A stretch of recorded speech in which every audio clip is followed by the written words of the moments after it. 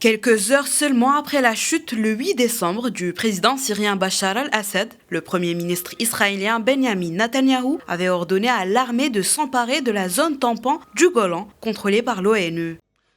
Nous n'avons aucun intérêt à affronter la Syrie. Nous déterminerons la politique d'Israël à l'égard de Damas en fonction de la réalité émergente sur le terrain. Je vous rappelle que pendant des décennies, la Syrie a été un État ennemi actif d'Israël. Elle nous a attaqués encore et encore. Elle a permis à d'autres de nous attaquer à partir de son territoire. Et il a permis à l'Iran d'armer le Hezbollah à travers son territoire.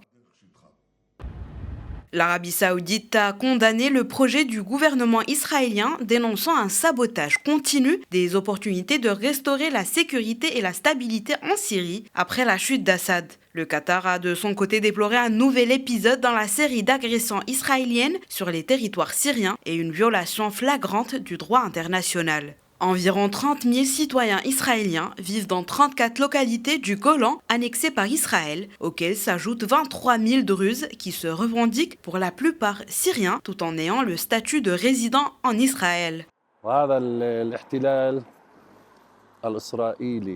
En ce qui concerne l'occupation israélienne, il n'est pas surprenant qu'Israël commence actuellement une nouvelle occupation derrière nous. Vous pouvez voir les travaux de creusement effectués par l'armée israélienne, ce qui va à l'encontre de toutes les chartes internationales.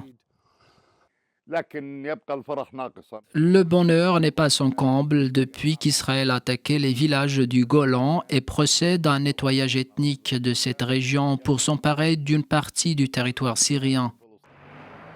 L'armée israélienne s'est aussi emparée de zones situées au-delà de la zone tampon. Israël a présenté cette action qui a suscité des condamnations internationales comme une mesure temporaire et défensive. De son côté, le ministre israélien de la Défense, Israël Katz, a ordonné aux troupes de se préparer à rester tout l'hiver dans la zone tampon et Netanyahou avait déclaré que le Golan annexé serait israélien pour l'éternité.